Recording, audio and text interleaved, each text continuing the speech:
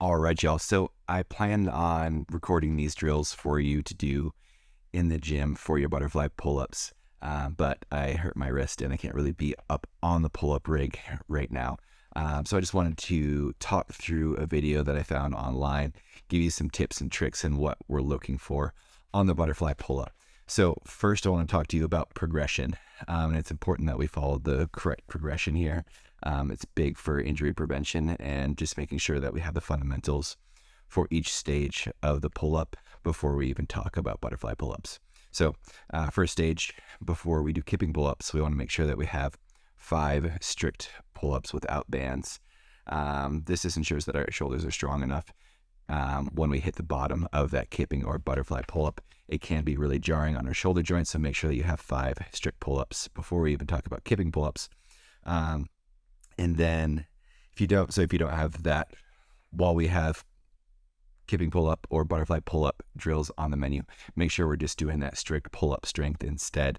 3 to 4 max sets with the bands where we can get like 4 to 8 and then rest for at least 90 seconds in between. Once we have 5, kipping pull-ups would be that next step in the progression. We want those to be pretty solid kipping pull-ups. We're hitting that big arch position, that hollow position.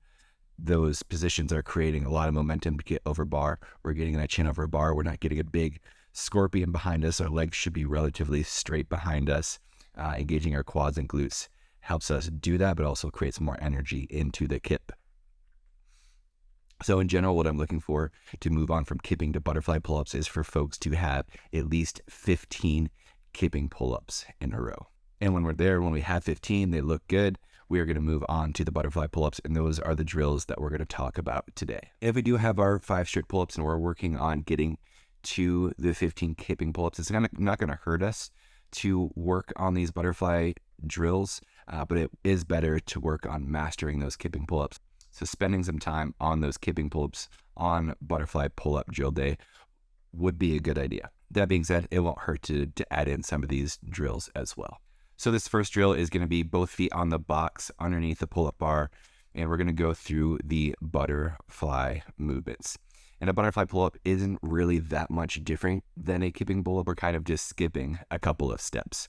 So we still start in that big arch Superman position. We're snapping into that hollow position. The only difference is we clear our chin when we're well behind the bar, not when we're at the bar. By the time we get to the bar, we're actively falling into that next rep. In that kipping pull-up, we're going to come chin over bar, push away so we can get back into that arch position. When we get that butterfly pull-up going, we're falling through and we're landing back in that nice arch or Superman position. So this first drill of both feet on the box, just getting circles, is all about just hitting those positions and working in more of a circle motion rather than that S-curve kipping motion. Making sure that in the arch, we're hitting the hollow, our chin is clearing before we get over the bar. And from there, we're going to go into the next drill, which is taking 1 foot off the box, still getting that circular motion. But here, as we're hitting the bottom, we'll start to get a feel for when we kick, we're creating a lot of momentum and getting our hips involved right directly from that bottom position. We should never feel like we're completely bottoming out in a butterfly pull-up. We should feel like right as our arms hit extension, we're launching ourselves into that next rep. And then from there, we're going to work on small circles. So hanging from that pull-up bar, we're still going to hit those arch and hollow positions, but we're making it smaller. So we're just doing a little butterfly pull-up, making sure we're staying in rhythm. Once you get 5 to 10 where they're small, make them a little bit bigger. So you're getting a little bit higher up, a little bit closer to the bar. Once you get 5 to 10 there, get a little bit higher, get a little bit higher. And when we start to lose rhythm, just know that we're getting a little bit too high for where we're at with comfortability on the butterfly pull-up. And as soon as we can start to approach that chin over the bar, we can potentially start linking them.